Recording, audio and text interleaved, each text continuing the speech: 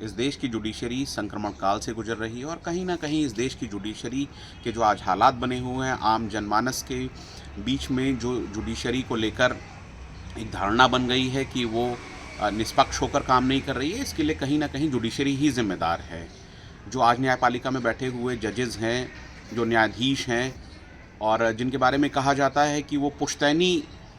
सीटें हैं उनकी, उनके बाप दादाओं से वो दौर चला आ रहा है, उनके दादा थे, उनके पिताजी थे और आज वो हैं। तो न्यायपालिका में जब ऐसे लोग बैठेंगे और कोलेजियम सिस्टम जब तक रहेगा तब तक न्यायपालिका में निष्पक्ष लोग नहीं आ सकते। और अभी हाल के उदाहरणों से हम देख सकते हैं कि न्यायपालिका में क्या हो रहा है। पीवी नरसिंह राव की सरकार ने प्लेसेस ऑफ वर्शिप एक्ट 1991 बनाया था,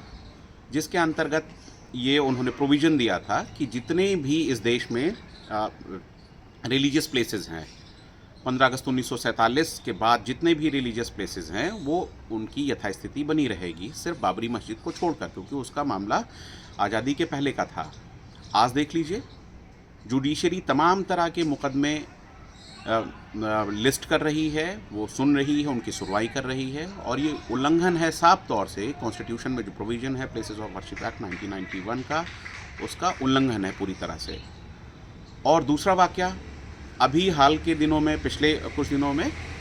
हम देख सकते हैं कि इस देश के जो मुख्य न्यायाधीश हैं, सर्वोच्च न्यायालय के मुख्य न्यायाधीश हैं डी वाई चंद्रचूड़ जी, उन्होंने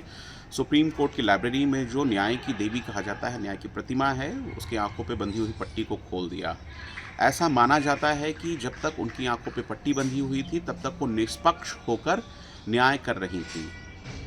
अब जब उन्होंने न्याय की देवी की आंखों से पट्टी खोल दी है तो ये कैसे भरोसा कर लिया जाए कि वो न्याय की देवी निष्पक्ष होकर फैसले करेगी।